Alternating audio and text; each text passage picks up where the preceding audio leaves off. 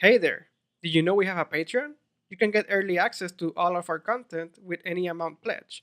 Consider it and spread the word. Now on to the show. Spoiler warning. This podcast will spoil elements from both the gameplay and story for God of War 4.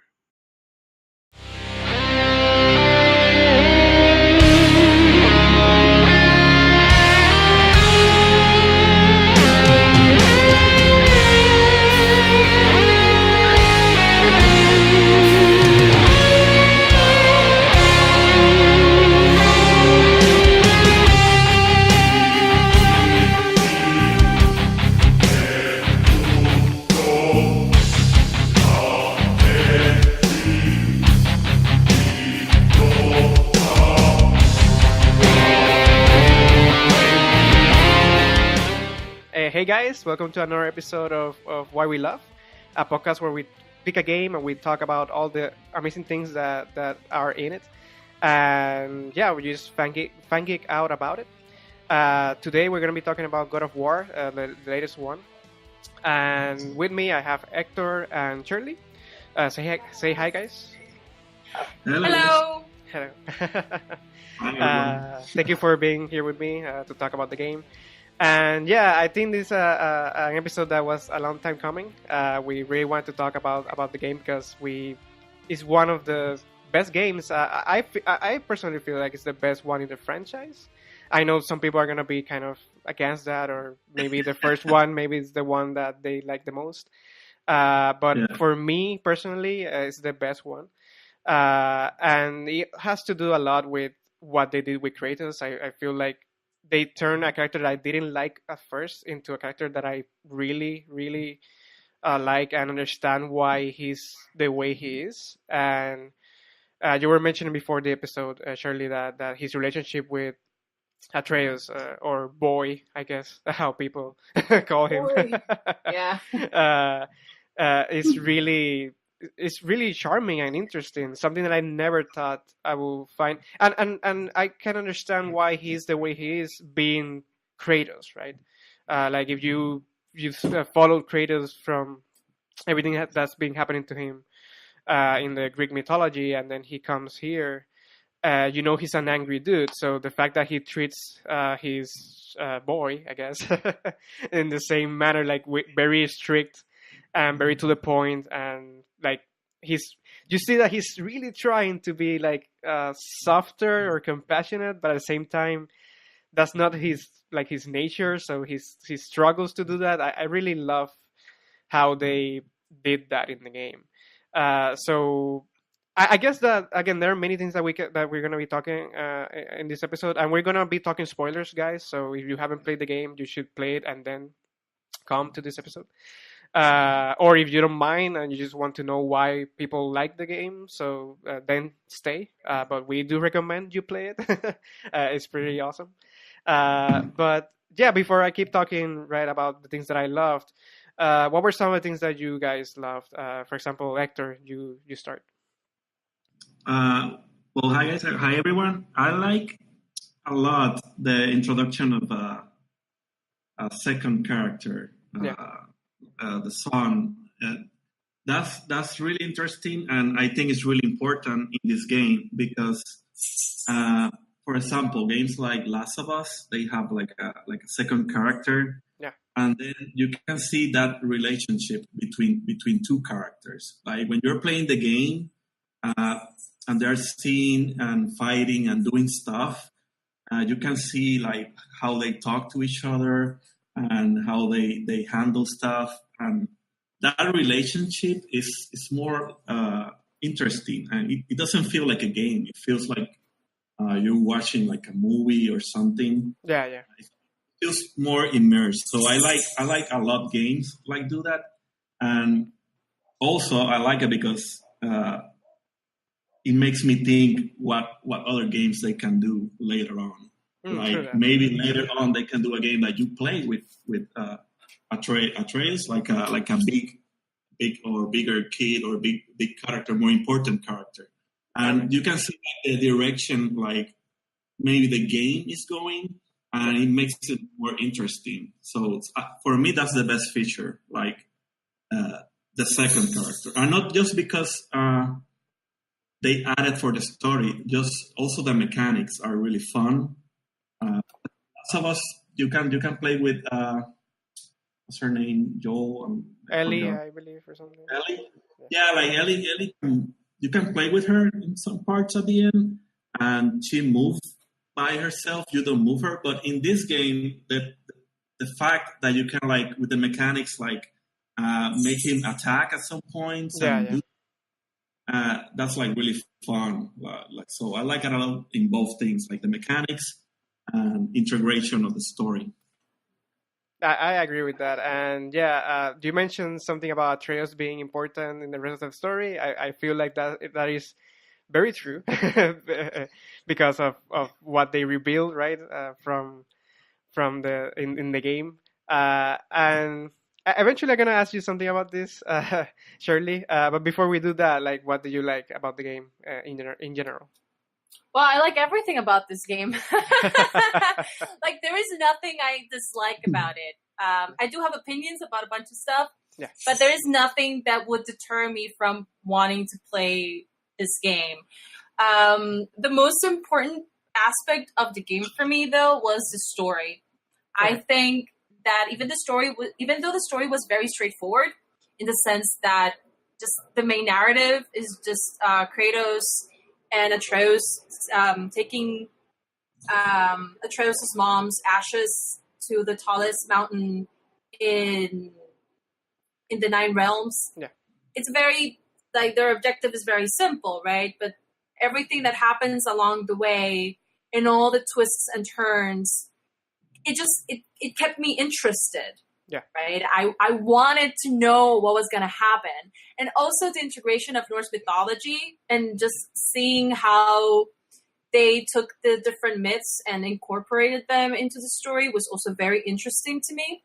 I really enjoyed the gameplay as well, even though I feel like at one point the game gives you way too many options as attacking features, so the buttons become confusing.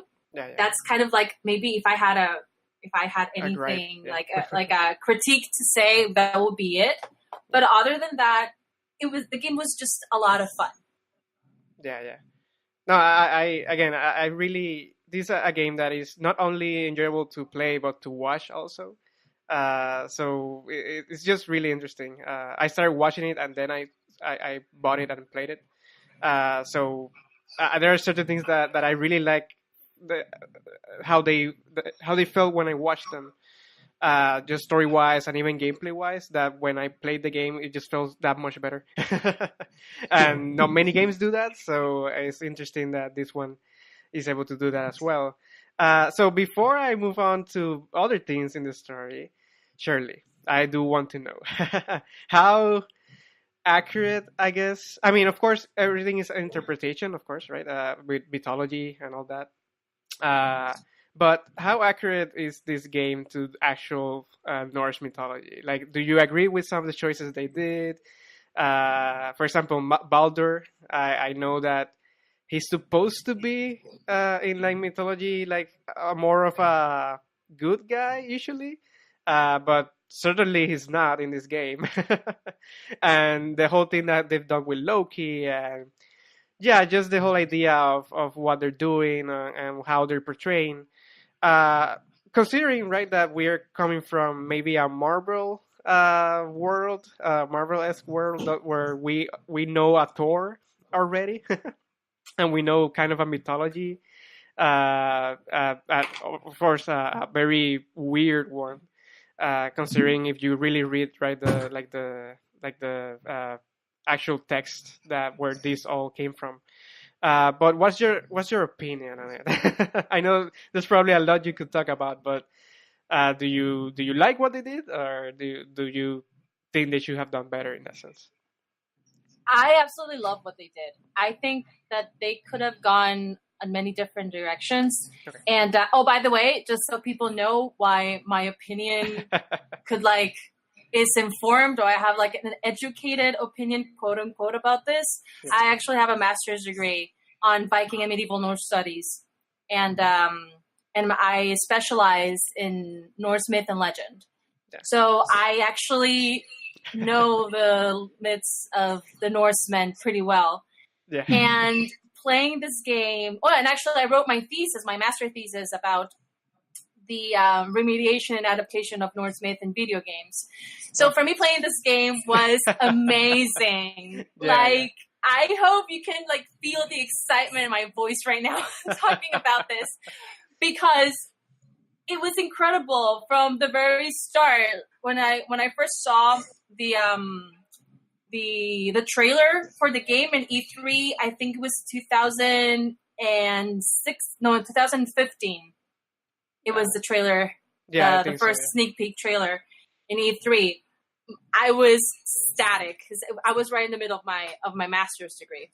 Okay. And just looking at the trailer and seeing the troll in the trailer and hearing the troll speak Old Norse and seeing actual runes being used, for me that was like, wow, this is so cool. So I was super hyped until the game came out earlier this year.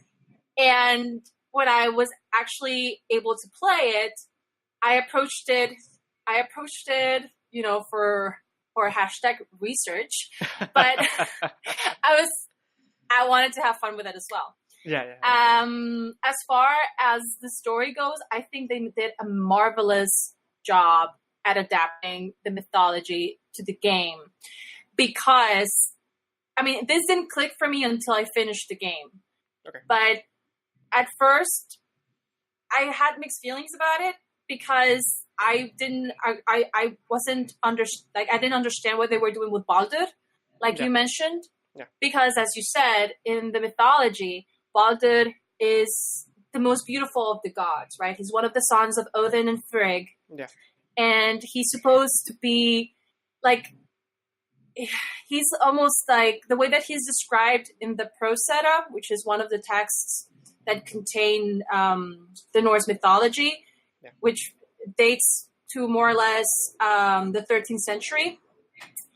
In this text, Baldur is described essentially like a Jesus figure, exactly. In the sense that he was very, very caring, and he was he was called Baldur. I don't remember his epigraph, but he was supposed to be this very benevolent figure, right? And then when he first appears in the game, I was very confused. At first, I thought he was Loki. Yeah, I thought that was as well. Yeah, that was my first reaction when you first encounter him in the game. It wasn't until much later when they actually tell you he's Baldur, I was like, "What? That makes no sense to me." Yeah. It wasn't until much later when you're actually fighting him almost at the end of the game that Freya is also has some kind of appearance in the battle, and it's revealed that Baldur is her son, and that he clearly has mommy issues. Yeah. It wasn't until that point where it actually made a lot of sense to me that Baldur was being reimagined as a traumatized human, right? Your mom is overprotecting you, and as a result, you because of she trying to protect you, you became cursed, right? Because you can't feel anything. Yeah. So that's the price to pay for not being harmed, which is what mom, what Freya wanted, for him to not be harmed. In exchange, he just loses all feeling. Yeah.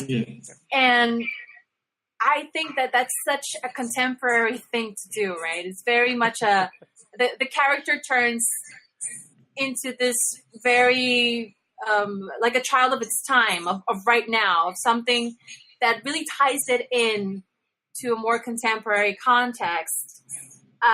Something that I did not like, though, even though this is my opinion completely and absolutely, it has nothing to do with the Norse myth or whatnot, is the fact that they merged the characters of Frigg and Freya, which is fair enough. Yeah. In Norse myth, even though Frigg and Freya are mentioned as different names, they might have actually been the same entity. Yeah. I didn't particularly appreciate it, but that's my opinion. That's just my personal opinion. No, yeah. I understand. Stop playing for that point. I also think that they did great with Baldur's myth, as in the fact that Loki, Atreus, gets the mistletoe. Yeah. Right? And when Freya sees the mistletoe arrows, she completely freaks out and takes them away from him and throws them out. At this point, I don't understand how at this point I didn't realize that Atreus was Loki. Like, I thought about it for a second, but it was like, no, I don't think so. And it's just like, it just left my mind. It's completely slipped my mind. Yeah. But the way they incorporated this myth into the story and into the gameplay, I think it was brilliant. And then the end of the game just blew my mind. It was a little unsatisfying, but at the same time, when it was revealed that Atreus is Loki, I was like, oh my god, everything makes sense. Yeah. This is so incredible. I can't even. So yeah, I had a great time playing this game. Yeah, definitely. And I agree completely with that. I didn't know where they were going with this. I thought we will have more of a presence from Thor and Loki, and then eventually I understood that you've been looking at Loki the whole time. Like that's where he is, and the ending and the whole idea of like his mother was a giant, and they were all kind of predicting that this was going to happen, and almost like the prediction a little bit of maybe Kratos dying eventually, or actually dying, right? And all those things that eventually kind of start Ragnarok. I don't know what you think about that. Like, do you like the idea that they are the ones that started Ragnarok and not maybe something else? I mean, do you like that, or? Well, I mean, in the mythology, Ragnarok is just an event. Yeah. That's going to happen, right? And in the mythology, Ragnarok is triggered by Loki and his children. Yeah. What I found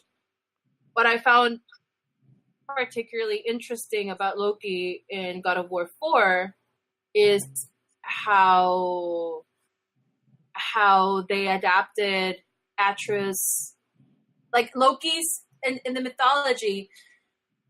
We know who Loki's mother is, but we don't know who Loki's father is.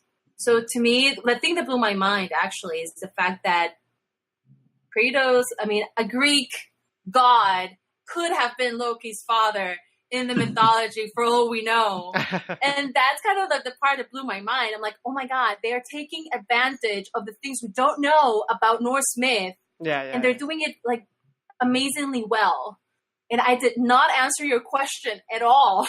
I mean, what was the question again? I'm sorry. No. I mean, if you like how they did Ragnarok, but I feel like you are. I mean, not Ragnarok itself, but how they started it. But yeah, I'm pretty sure that you're saying that you did like how they kind of. I do. I do like the way that they're taking the narrative. I mean, I don't think that I have an opinion specifically about this yet. Yeah. Because it's not, at least to me, from my gameplay. It's not clear yet, like where they're going with it. It seems to me like we have to wait for the next game, and maybe it become clearer then. So for now, I don't really have an opinion about that. Okay. No, yeah, and we haven't really seen the Ragnarok actually starting. We've only the reason why I mention it is because at the end, you know that everything is like in like winter or and supposedly that's the start or what sparks the whole Ragnarok thing. And they say that it wasn't supposed to happen for 100 years and it's happening now because of the actions of Kratos and Atreus. So I guess that's why I was asking it. But Yeah, again, I love, and you mentioned something before that that for me, and I guess that's my perspective from playing the other games, right? Uh, I do agree that maybe like the concept is simple of them trying to go to the highest mountain and spread the ashes, but it's actually kind of a breath of fresh air for the series, because usually the series is kill everybody, kill everyone that stands in your way, and this one was just going to the top of the mountain to spread the ashes. So in a way, it was kind of like a interesting new thing for the franchise, right? So I didn't mind it at all, even though it was kind of simple. I thought it was kind of beautiful for the fact that just the idea of Kratos doing this was never something I envisioned him doing, right? And because of how they portrayed his character every single time in the other games. So I really love that part. And again, there are many things I love about this game. I feel like this is a game that, yeah, I usually God of War games are amazing. At first, actually, when I heard about the idea that they were gonna do this God of War game, I wasn't on board because I thought that they would be better off with just kind of ignoring Kratos and like his story was over, and then just kind of doing a God of War game, but now with a new character that was like in the Norse mythology. Because I thought like Kratos was a little bit overused. Like yeah, by what they were doing, I didn't think he was necessary, right? For this new game to be perfect. Of course, there are many things that kind of make him have to be there, considering that it's the God of War franchise. But again, I was so surprised. I went into the game thinking that I was gonna be like, well, we're gonna be murder hobos again, which is kind of what that's called, right? In the ND and stuff like that. But anyway, like when I started playing the game, I understood what they were trying to do with the whole father-son aspect and the whole idea of, yeah, we're just trying to be good people. We're trying to do a good thing. Was shocking, and it's surprising that it's shocking in this type of game, because usually the main character is a good guy. But anyway, it was just really interesting to me how they were able to kind of subvert expectations, but at the same time keep it God of War. Like you felt like it was still a God of War game, and yeah, just making you care so much about Kratos and hoping that he actually was able to and understanding that he was actually being in many ways a good father to Atreus, and the fact that he came from such a bad background and he was still able to kind of do that, and I actually like how much admiration he had for I believe his Faye, like yeah, his wife. Yeah, And the fact that he like always talked about her in such high regard, and it was again, it was just so different, but still it gave me everything that I wanted from Kratos, for him to be a really interesting character. So again, I'm a sucker for a good story, and to be honest, like this game had it, and it just kept me really interested. Like there's even a point where like after Kratos doesn't want to tell Atreus, right, that he could be, or that he is also a god, and eventually he kind of has to, and Atreus kind of changes his whole dialogue in battles, and he kind of becomes very arrogant because now he knows that he's a god. Again, yeah, like I love that. I like that kind of made sense for like the. I wanted to smack that kid right across the face at that point. Yeah, I was like, "What the hell are you talking about, kid? I'm gonna smack you right now." Yeah, and that's the thing. Like for the first part of the story, you're always like, "Man, Kratos, you're kind of being a little bit of a overprotective or very a little bit too harsh with him." And then that happens, and you're like, Kratos, you're not harsh enough. You have to be harsher with Atreus. And again, it's perfect. I feel like they understood the characters very well, and they understood how to make the change happen and you understand what's going on. But anyway, there are many things that I like about this game, many certain scenes or moments. I want to hear about you guys. Like, is there any certain moment or scene that you guys liked? Shirley, you first. I really enjoyed like the cinematography in this game is so great. So there's not really one moment in the game that I enjoy the most. It's just these very small moments. Whenever Kratos is having a conversation with Atreus, and suddenly it seems clear that he kind of wants to be closer to his son. Yeah. So the camera kind of like hovers over the shoulder, like Kratos' shoulder. And it's just filled with so much emotion. Yeah. Right?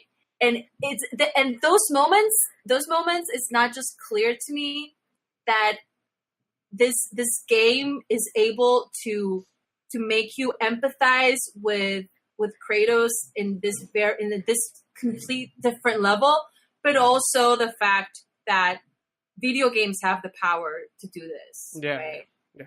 This game is just amazing because of this relationship between Kratos and Atreus. And as Hector was saying at the beginning of the podcast, this father-child relationship, right, like the one that we see in The Last of Us, is a kind of relationship is tailored for our generation. I mean, I don't have children, but many of my friends who play video games do have children.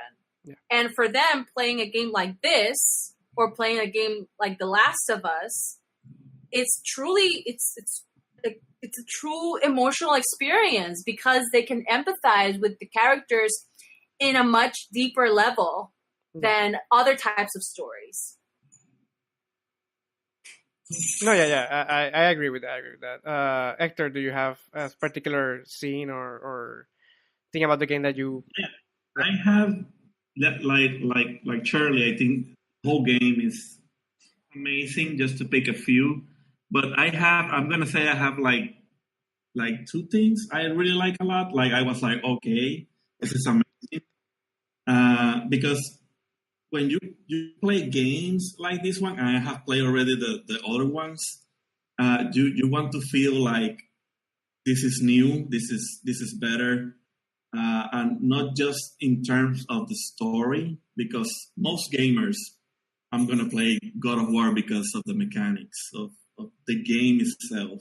Yeah. And what I like about this one is like they change. It's not God of War. It's God of War. So it's like they restart the series. Almost, yeah. Like she was saying with the cinematography, I like when you start the game, the camera never like pause. It's always behind you. Yeah. Start like chopping like a tree, and then he gets the tree, and then the whole journey, like the camera is behind you. So they changed the way you're looking the whole game, because before sometimes the camera was like fixed in a point. Yeah. You were fighting like overhead, and you were fighting like some other point of view, and the cinematics like cut from different angles. But in this game, like I was like, okay, I like this a lot. Like the camera, like it's always following you behind Kratos, even the cinematics, because now we are in a place like where video games are cinematics look like the game, so they can do stuff like that, and you can be like, well, this looks really good. Yeah. That I like a lot is that scene where he gets his blades back. Yeah. Oh yeah, that is pretty good. Because at the beginning I was like, I played the other games, all right? So I was like, I like the new mechanics of the axe. I can't deny they're really fun, but the blades are more fun. They're a lot more badass, that's for sure. Yeah, you can hit like a bunch of bad guys at the same time, and it's really iconic. Like the chains around his arms and the way he moved the blade, it's like really iconic from the character. Yeah. So nobody spoiled it for me. I was like, oh my god, please, he needs to. And when he finally gets the blade, I was like, yes. Finally, he gets the weapon and whatever, and it's really cool because when you use the blades, then you're like, yeah, but I want to go back to the axe because you can change. Yeah. You can go back and that's really fun. I thought that was like really well taught. The way of bringing new stuff, but also changing to old stuff. Like, for example, when you fight the bosses and you need to hit like certain commands just to keep watching the fight evolves, and you keep like QT, what was the name of that? QTC, QTE, I forgot, when they show you like buttons and you need to press. Yeah. I think it's QTE, yeah. Yeah, that's like the God of War famous thing to do in the bosses. And the first one, it was great. It was like really cinematic. It was like nonstop. I almost feel exhausted. I was like, when is this going to stop? But I like really good introduction to everything you're going to see in the game. Yeah. It's really good game. I liked it a lot, and I like, before that you guys were talking about the ending. Yeah. I like the ending. I think I was like, oh no, it finished already. So I was thinking, like, I want to see more. Yeah. But at the same time, it's the same thing I was talking at the beginning. They always did that with the other ones. Like, it was like building up, and then at the end they were like, okay, poof, and then you're like, oh my god, I need to play the next one. And I think they're really good doing that in God of War. It's like a game, like you finish it and then you want to see more of the world and more of the characters. Yeah. No, I think that I mean, the ending is awesome, and as you said, I mean, I guess it's a mark of a good game when you don't want the game to end, or when it ends, you're like, oh, like I want more. Yeah. But that beginning, that intro to the game, from the first scene of you chopping the tree to you eventually fighting Baldur for the first time, I think it's one of the most amazing intros ever to any game. Like, you, as you said, you not only get a taste of everything that the game has to offer, but you also get a taste of where these characters are, how powerful the gods of this new world are, right? Because Baldur feels like super overpowered and in those first fights, but everything feels so, like, every hit feels like so powerful, and I something I wanted to say is that I actually really like the axe, not because of its particular design or the fact that it was called Leviathan axe or something, but the first time you throw that axe and you feel that, like, the moment where you get it back, for some reason, to me, like, I don't know if it's the sound design or something. There's something about it, how they designed that. Like, maybe even the animation, the way you get it back, it just feels so like. I mean, it feels perfect. Like they must have spent a lot of time only working with that, so that I felt that way. I don't know. To me, it feels very well designed, and I don't know. It was always a joy to throw that axe and do something else, and then get it back and keep throwing it. I don't know. It was really. I like when you can like throw it and like paralyze a monster, and then the axe is still holding the monster while you fight with your hands, and then you can call it back. It's really good animation, what you're saying. Yeah, I really when I saw that, I was like, okay, I'm gonna like this game. Like, after everything, I said, okay, so I like the story, I like where you're going with this. I want to see the gameplay. When I first saw the first row, I was like, okay, I'm sold. I want to see where this goes. But yeah, again, that's something I really like. You were saying, Shirley, about, right, the father-son dynamic as well, and there was a scene at the beginning, and I as I'm saying, like, there's that intro is just amazing. And I know this was in the trailer as well, but it's just as amazing to me. And it's this moment where you see Kratos trying to, after they kill the deer, and he basically tells Atreus like he has to, right, to finish the job, and he does. And you see Atreus is really like it's really sad about what he's doing, and Kratos kind of tries to like pat him on the back or try to be comforting, but he stops midway and then he doesn't. Like, I think that scene alone, that even without any dialogue, tells you everything you need to know, right, about their relationship, and the fact that Kratos is really trying, but he just can't. Like, there's something, like his past comes back to haunt him all the time. And yeah. Oh, I'm sorry, I didn't mean to interrupt, but I feel like that scene also, because I never played the previous games, right? This is my first hands-on full experience of God of War. Yeah. For me, seeing that of course it did make me think of Kratos' past. Yeah. But it did make me think about masculinity, right? And true that. Yeah. And how our society, our culture treats masculinity and the relationship of a father and his young son. Yeah, right. And it was interesting to me because if it had been a little girl, it would have been very different. Of course, you can see that in The Last of Us. Yeah. More of the relationship between Joel and Ellie. But when it's a man as masculine, because Kratos is the epitome of masculinity, exactly. Right? Yeah. And the way that he treats his son, who he wants to be, he's raising him to be a warrior, and yet he seems like he understands that he's still a little boy, but he needs to toughen him up. But at the same time, he feels this burden because he has all this baggage, of violence on him, right? And I think that the whole story makes a very interesting dynamic. And looking at Kratos' masculine character is very interesting as well. No, yeah, and you hit everything.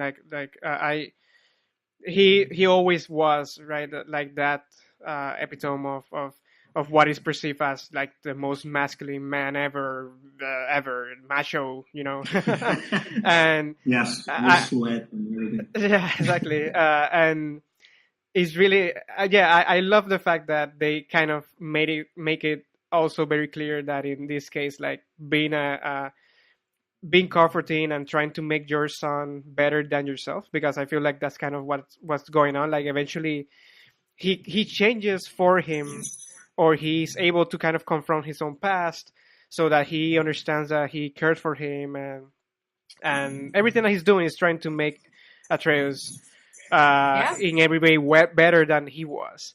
And absolutely, I love the fact that they could also show that, like, you don't have to be a man by killing everything in your path, but by being very, like, again, a good father in that sense, or even a good person, like trying to help others. And I don't know, I agree. What you said is perfectly like that moment is the moment where everything that made Kratos like this macho self was kind of in conflict with what he was doing, and then his whole baggage is also and it's what makes Kratos such a great character. True. What makes Kratos such a great character is the fact that, again, I haven't played the other games, but I feel like I know enough about them to be able to say this much. He clearly changes, right, through the games. And when the Kratos that we see in God of War 4 is a much wiser one. Exactly. Right? Yeah. Is a man that has gone to hell and back, quite literally. Yep. And he understands that his journey as a warrior was the way it was, not necessarily because it had to be that way, but because his stubbornness and his lack of understanding made it that way. Yeah. And eventually he gets to see things from a different perspective, and he doesn't want his son to go through the same thing, right? Exactly. Yeah. But yeah, I mean, God, it's such a good game, guys. No, yeah, definitely.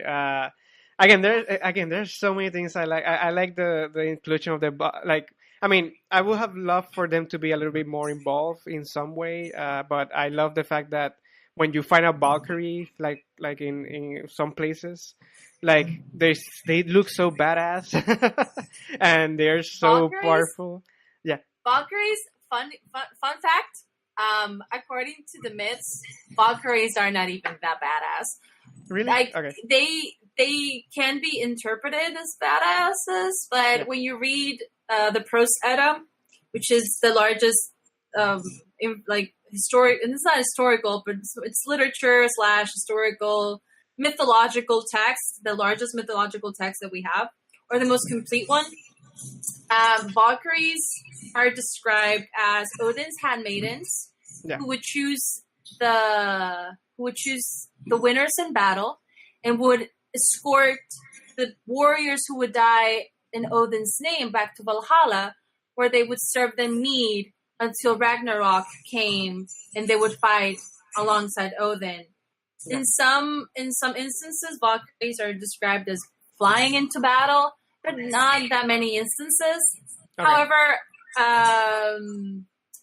popular culture has really taken the image of Valkyries as warriors, not so much from Norse mythology, where they are, but that's not their main function. Yeah. But from the 19th century representation from Richard Wagner's The Ring Cycle, which is like a cycle of operas that this man called Richard Wagner made back in the late 1800s, well, mid to late 1800s, where Valkyries were a big part of his opera. And he actually used a legend called the Volsunga Saga, and this character named Brynhild, who was a shield maiden and a badass Valkyrie who fought in battle. But they are a minority, and this is this particular character. And but yeah, the Valkyries, the badass Valkyries that we know of in video games particularly, are more based on that, these 19th century kind of like from these operas. Have you heard the Flight of the Valkyries? I've heard about it. Yeah. You've probably, if you look it up in Google, the Flight of the Valkyries, and you listen to it, you will recognize it immediately. Okay. Well, that's the vibe that Wagner brings to Valkyries in pop culture, and we actually inherited it from him, not necessarily directly from the myths. Either way, Valkyries kicked my ass in the game. I'm not gonna lie. I'm not even going to pretend like they didn't. So I actually haven't killed any of them. I mean, but yeah. Valkyries are badasses. And that, again, Shirley, you should make videos about this, because it's really cool to hear you talk about like everything where everything came from and how it kind of changed over time. Yeah, that's maybe awesome. I will. You should. You definitely should. I will help you out if you want to do that. So. Yay! But anyway, again, I like, just mechanically, they just felt really awesome. And those fights are just like, I mean, of course, it's like that Dark Souls thing where it's so difficult. You feel amazing when you actually win, right? And use everything in your power to win. But again, and sadly, we are actually getting to the end of the podcast, so I don't want to go before. Why? Yeah, I'm so sad. It's a big game. Exactly. I don't want to go before I say this, because again, there are many things that I love about the game. There are many moments, particularly, that I love about it. For example, I love how they use Mimir. I believe like the head. Oh yeah, Mimir. And he was so charming. I really liked how he was always like telling Kratos like, man, you should say something to him. And Kratos was like, no, but eventually he had to, like, that was the thing that he had to do. So he was always like, man, like, I mean, I'm telling you this, you should do this. And I don't know, I really like the character. But anyway, I really love the idea that before this game, I didn't really know a lot about like Tyr as a character. I know more about that character now, and there's a particular scene that I love, not only because of how it teases at what's the next, what you could maybe expect next from God of War, but the idea that this particular god traveled to every other basically place on Earth, and he met with every single other god-like entity that we kind of know, or many of them, and that he collected things from them. And I'm talking about there's the vault scene, that when you get to Tyr's vault, and you see like the Japanese like mythology stuff, like the Egyptian mythology stuff, which is obvious, right? Like that's just hints. Yeah, hints at we could do this, we could do that, and I think there's even a Native American thing somewhere. But again, I love that scene because of how of all the possibilities, right? That kind of makes you think about. But like you go through that, and Atreus is kind of like looking at everything, and he's really amazed at what he's seen. But Kratos, when he looks around, he actually sees something from Greece, right? He looks something from where he's from, and the way he interacts with that, and the way he interacts with the idea of actually literally confronting his past, like physically, like with an object, and the fact, I think this has something to do with Spartans and all that. I'm not quite sure about this. I mean, I'm gonna check this, but I think it has something to do with. Like, I think it was like either a wine or some type of like beer thing that they had at that time. The mead of poetry. Exactly. It was mead. It's honey wine, actually, mead. It's quite delicious. You should try it. Okay, well, I should. Yeah, I mean, I just love that scene because it was like at that point it was like the first moment where he was actually like confronted with something from the place that he was from, and he like that moment was amazing. Like I again, he didn't say much, but his expression, the fact that he tried to hide it or try to not make much about it, like, yeah, sure, like something else there. And Atreus was kind of interested, but he just kind of wanted to move on. And eventually, I think that he gives a little bit of it, right, to Atreus or something like that. But anyway, I love the like that scene and the fact of what it maybe can bring the franchise. What he said about Tyr and everything that Tyr did, and the fact that he was kind of like one of the most admirable God of Wars, which kind of makes sense, right? Like you see a very different God of War from what you've seen with Kratos. Maybe Kratos even kind of admires a little bit about what he did. And I don't know, it was really cool for me, that scene particularly. And also when you go to Helheim, and Kratos has to kind of see things that he did in his past, and he's kind of afraid because Atreus is there with him. I think it's the second time you go there, but you see Atreus is there with him, and he doesn't want Atreus to see him basically killing Zeus. And again, I just love how they took pieces, or some of the pieces that I think were kind of not the best ones, from the previous games, and they gave you like a complete new perspective on the fact that Kratos was not happy about the fact that he did that. Like he had remorse about it, even though Zeus, again, he kind of deserved it in the previous games, but it's still like he doesn't want Atreus to do that. I mean, of course he doesn't want to do that, but also that he doesn't want him to know that he did that before. And I really love those moments because they really went for the fact of trying to Kratos trying to really make or protect Atreus from his own past, and failing to do so at the end, but having to confront it, and the fact that Atreus is better off knowing at the end, because now he knows that, again, Kratos is telling him, it didn't help me at all. Like, he lost a family before, and he seek vengeance. He got it, and that didn't change anything. Like, he had to start from the bottom again.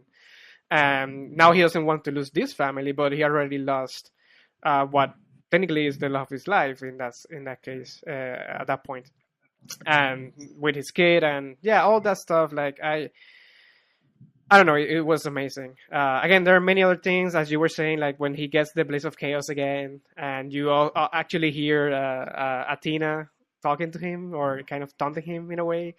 It's kind of like, oh my god, like, that's amazing. All of those things. Yeah. But anyway, I love, as you were saying, Shirley, like, this is just an amazing game. I know, right? It is. Yeah, it is. And I think, and what I like about not just this one, like all the games that are releasing now. Yeah. It's like they're challenging themselves, the company at itself, to make a better, beautiful world. Like, the art in this game, the way it looks, is amazing. Yeah, it's true. I like the previous ones, and I wish they keep making this one, but with other type of history in them. Yeah, that would be awesome.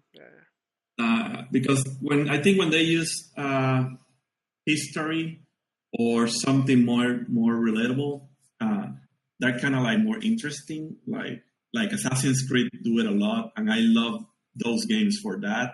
Yeah.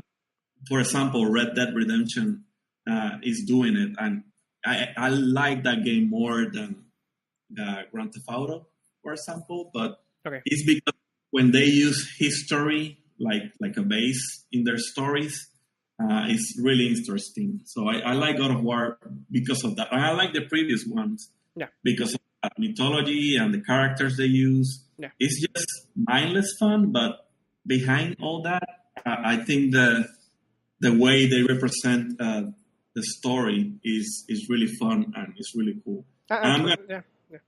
Like Shirley about Norse mythology, but I like it because of that, because I don't know that much. So in a way, I'm kind of at the same time like learning a little bit about those characters, and I search information later on, and I like how they change some things, and that's fun. I like doing that too. Like when I play a game and they use like I don't know, like Japanese mythology or something like that, and I don't know about that, and then I search about that, and it's like, oh, that's really cool when you know where they get it from.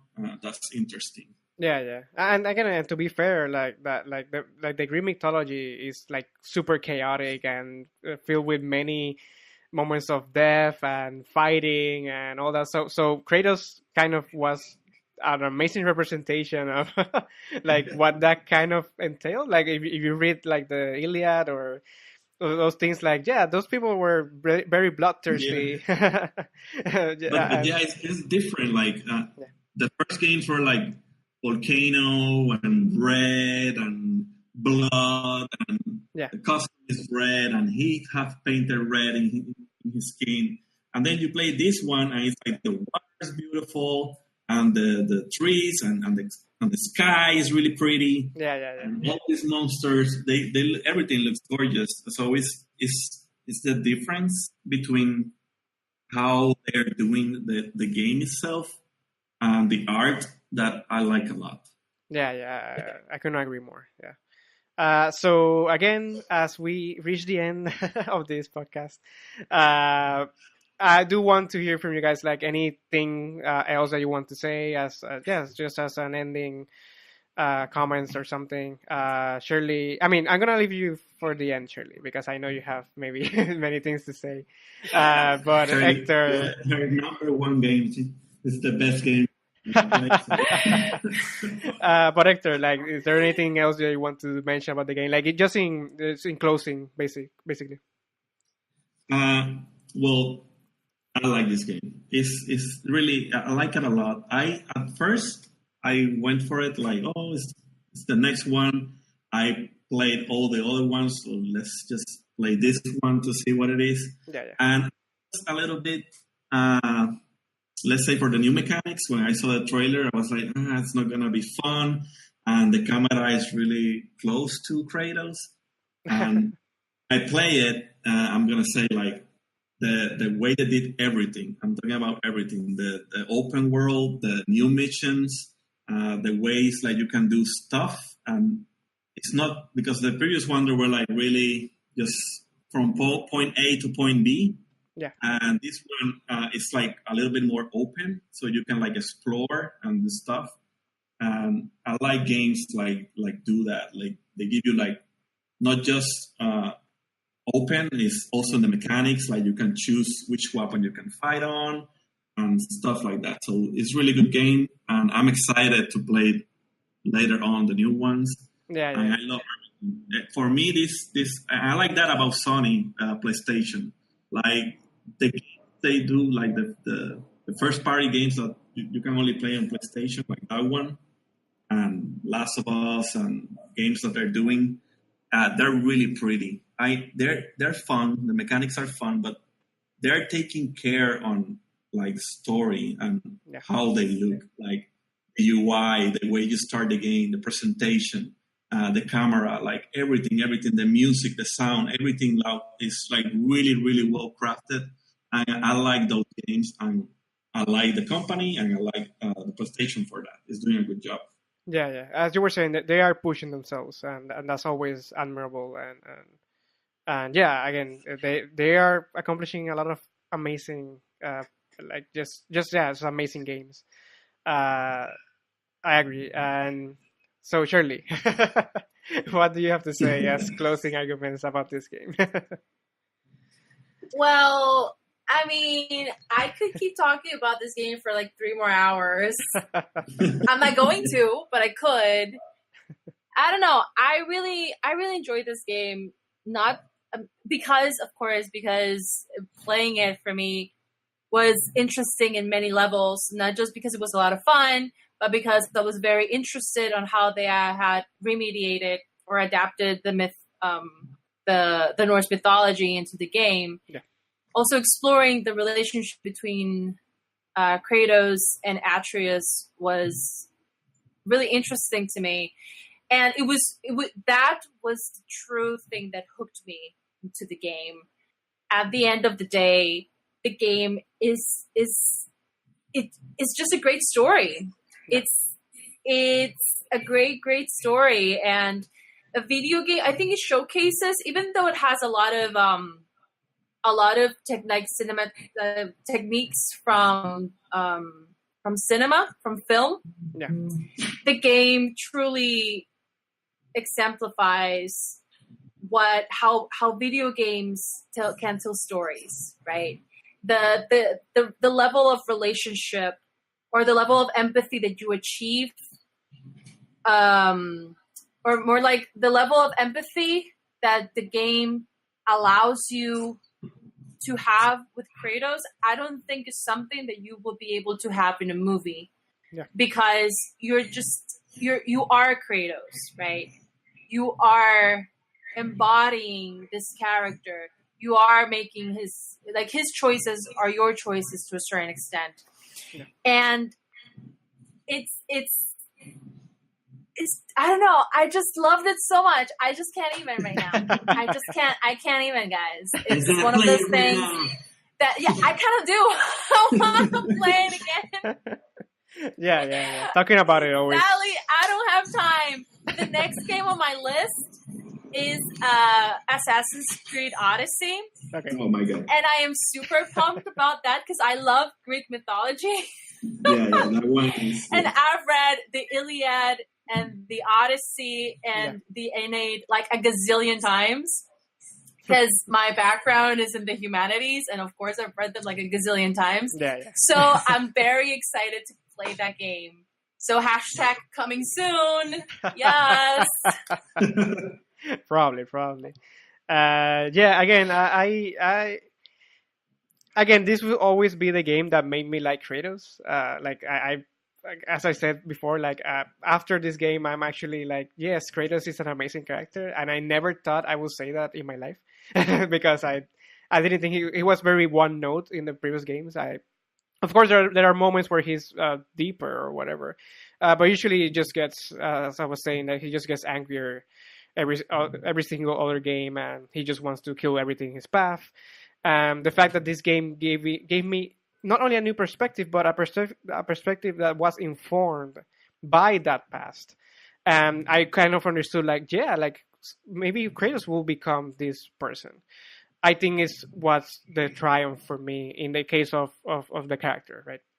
As far as the game itself, again, I just feel like they gave as you were saying, Shirley, like the Norse mythology, they gave it a lot of respect, and they like every creature in the game and everything that is in it feels really powerful, even though Kratos is basically right like one of the like a really powerful god, right? Almost to the point of being able to fight Zeus 1-on-1. Even him has trouble dealing with the elves or the undead things in Helheim or things in Midgard, right? And the fact that he now respects a little bit more about the wildlife, he doesn't look at the serpent, for example, like the world serpent, and wants to kill it from the get-go. He kind of wants to work with it. Again, that changes everything, but it's also, I think, the perfect thing that the franchise needed. Because, as I said, it just felt like something else, like a breath of fresh air in that sense. And I don't know. As I was saying, I think that this game is amazingly designed. There are many things. Just we didn't even talk about music or sound, and I feel like the sound in this game is amazing. And I don't know. It's just an amazing game. I think it's one of the best games ever made. To be honest, I think that only time will tell if the next ones are going to be even better than this one, but I feel like this one kind of set the tone or set the bar very high. So I don't know. Again, from the first time I heard that they were trying to do this, I never thought it would work. I'm super glad that I was wrong. You know, like this is better than I could have ever hoped for in that sense. So thank you guys for talking with me about the game. I feel like we talk a lot about it, and I feel like there are so many things that we could, as you were saying, Shirley, like we could talk about, like certain, like we could literally go step by step in the story and what happens, and that probably will give us a lot of things to talk about. I would love that, by the way. You're probably, yeah. Again, if you want to make that video, I'll help you out. Yes. But anyway, so again, as I said, thank you guys. So do you want to plug something? Again, thank you for being here with me and talking about the game with me, but I know that you guys are doing your own things. So Hector, do you want to plug something? No, I'm good. I'm just going to play video games now. That's awesome. And Shirley? Not really. There's a bunch of activities coming up, but I don't have the dates for them yet. So okay. So not this time. Thanks. But by the way, Shirley, is there anything that like you would recommend that people could like check out to? Because, for example, when I started looking for information about Norse mythology, there are so many places that have stuff.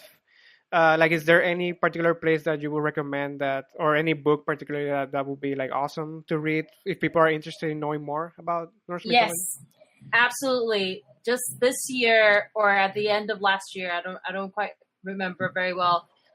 Neil Gaiman, the author of Sandman and American Gods, and a bunch of other really awesome literature and comics. Yeah. He actually released his reinterpretation of Norse mythology, and it's titled Norse Mythology. It's actually really good. Like, he takes the Prose Edda, which was written around the year 1220, more or less, the 13th century, and he retells it. So it's very easy to read, and it's very close to the original. Of course, it's written for us. It's written for a contemporary audience. Yeah. But if you're curious of where Norse mythology comes from, I think it's a great way of getting started into, or getting eased in to the world of Norse myth. After that, there are a bunch of other resources, but I would definitely recommend going there first, so you can like dab your fingers or your toes into the world of Norse myth. Okay, yeah, perfect. I just wanted to know that, because I as I was saying, I kind of went and looked for many places, and there were many links that had information, but you will probably know, right? Like a better way maybe to check them out. Yeah, and there's the problem with the interwebs. I mean, the beauty of the interwebs is that information is at the tip of your fingers. Yeah. But the downside of that is that anyone can write anything, and it's very difficult to discern, for one to be able to discern what's actually useful and valuable information and what isn't. Yeah. Unless you invest time and do your research. But if you don't have time for that, most of us don't, I would just recommend going straight to Neil Gaiman's Norse mythology and starting from there. I have recommendations for more scholarly work, and like a lot of recommendations for more scholarly work. But if you're just interested in knowing the myths, that's a great place to start. That's perfect. I'll put that in the description as always. So, again, as I was saying, thank you guys for talking about this game with me. For you guys that are listening, thank you for watching or listening to this podcast. As for Batú, we have many things coming in the future. There's a game that we're working on. There's an app that we're also working on, and we actually released a new episode of a new podcast recently. It's actually in Spanish only, but again, if you are from Puerto Rico, you should know Spanish. So it's basically putting the spotlight on many creators from the island. We just started, so of course there's only one episode, but you can check it out. But anyway, for us, I think this is basically us signing off, and thank you guys for listening to us. Thank you. Later, guys.